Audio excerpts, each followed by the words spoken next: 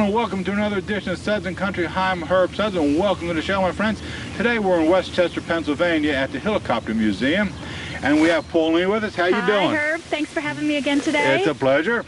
We have Michael. How you doing? Very well. And Andrew's there. How you doing? Very well. Okay. And Bob is here. He's going to take us a tour through the museum. Tell us what we're going to see. Well, you're going to see the largest collection of helicopters this side of the Atlantic. We have over 36 full-size helicopters, most of them on the floor and some of them hanging from the ceiling. But it chronicles the development of the helicopter in general, but also celebrates the contributions of the Delaware Valley and all of the industries to helicopter history. So a lot of our choppers, as you'll see, you'll be able to get inside and touch and feel the controls. We have a theater that I'll show you where we show videos of all types having to do with helicopters in case you get tired going around to all of the real things, and a special treat out back. I'm going to leave that as a secret for right now. When we get to it, you'll know it. Oh, you're going to keep us in suspense. Absolutely. Okay, well, I think we're ready to take our tour. Boys, are you ready? Yeah. All right, well, let's go. All right, behind us we have an Autogyro, and this is a fascinating aircraft. It not only has a propeller, but it also has wings, and it also has a rotor. And Bob's going to tell us a little bit more about this Autogyro. Bob? Well, the Autogyro was really the first type of helicopter craft flown in the United States. Came over from Spain, as a matter of fact, was developed by a Spaniard by the name of de Cervantes. And he licensed Harold Pitcairn to actually construct the craft over here. The reason it was developed was to overcome the safety problems that had been experienced with early airplanes. And that was accomplished by using rotor blades, which would start turning as soon as the craft went forward and allow the pilot to land in very small, confined areas. And land, by the way, without an engine. So this was the forerunner of most of the other helicopters that you're going to see here. And also, it is connected with the surprise that I told you about earlier in the opening. So I'll keep the wraps on that and bring it up. You're going to keep us in suspense, aren't you? Okay. Well, Bob, we're standing next to quite an antique one that's really on loan here, actually, what you were telling us. From where? It's on loan from the Smithsonian, along with two other pieces that we have, which is the cockpit from the first successful helicopter, a Sikorsky, and also a Bell model, also a big producer of helicopters. This that we're standing in front of was developed by Frank Piasecki, and it's the second successful helicopter that was flown in the United States. As you said, we'll be losing it very shortly. We've had it for over a year, and now with the Smithsonian opening a new wing to their museum, they've got enough room to take it back from us.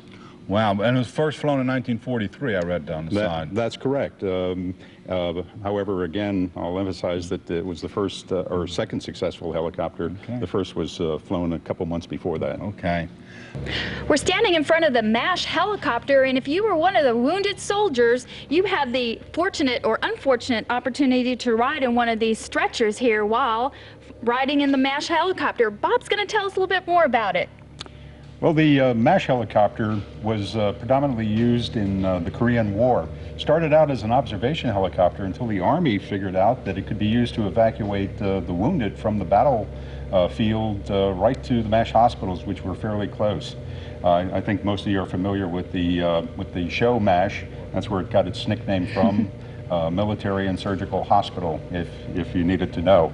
The choppers were still flown after the Korean War and used in the early part of Vietnam, and now it's just a relic. We're standing in front of a Huey, and this is the part of the museum where the children get to actually climb aboard a helicopter and play around and check it out. Bob's going to tell us some more about the Huey. Well, the Huey is actually a descendant of the Bell, or the MASH chopper that we saw previous. It was introduced in Vietnam. It was used as a troop carrier, carried the wounded from the battlefield like its MASH cousin did, and troops. It was also used as an attack helicopter when it was had armament rockets and machine guns mounted on the side.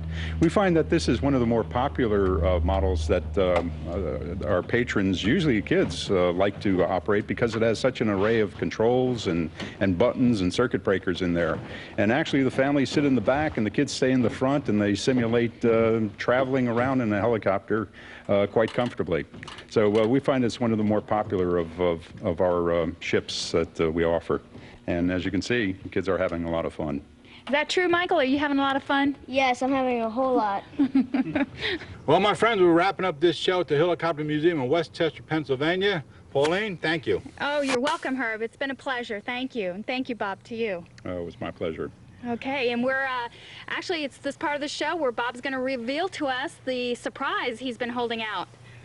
Now, the thing I promised earlier in the day when we were looking at the Autogyro was that 60 years after the Autogyro was developed, we're back to square one. We actually have a craft at the museum that is part helicopter, part fixed wing, and that is the Osprey that the kids have just boarded.